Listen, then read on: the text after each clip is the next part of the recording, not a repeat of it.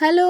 ఏంటండి ఈ చలికాలం ఫుల్ చలి పుడుతుంది కదా! ఈ చలి వల్ల ఏ కూరలు వండుకున్నా అన్నం అయితే అస్సలు తినబుద్ధి అవ్వట్లేదు కదా! మీకు కూడా అలానే ఉందా? అయితే ఈ కమ్మటి, ఘాటైన టమాటా రసాన్ని ఒకసారి ట్రై చేయండి. 4 ముద్దలు తినేవాళ్ళు కూడా 6 ముద్దలు లాగిచ్చేస్తారు.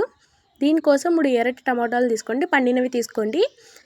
ఈ పండిన టమాటాలని శుభ్రంగా మెత్తగా పిసికేసుకోవాలి. తర్వాత నిమ్మకాయ సైజ్ అంత చింతపండుని కూడా నానపెట్టుకొని దాన్ని కూడా దీంట్లోకి వేసుకొని శుభ్రంగా పిసికేసుకోవాలి. పిసికేసుకున్న తర్వాత కొద్దిగా వాటర్ వేసుకొని తొక్కంతా తీసేసుకోవాలి. కొంతమందికి తొక్కులు ఉంటే ఇష్టం ఉండదు.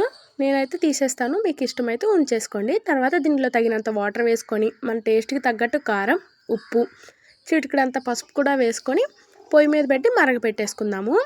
ఇది మరిగేలోపు దీంట్లోకి వేసే రసం పౌడర్ని ఎలా తయారు చేసుకోవాలో చూపిస్తాను. దీనికోసం మిక్సీ జార్లో 2 స్పూన్ల కందిపప్పు, 2 స్పూన్ల ధనియాలు, 2 స్పూన్ల మిరియాలు, 3 ఎల్లుల్లిపాయ రెబ్బలు, కొంచెం కరివేపాకు కూడా వేసుకొని మెత్తగా మిక్సీ పట్టేసుకోవాలి.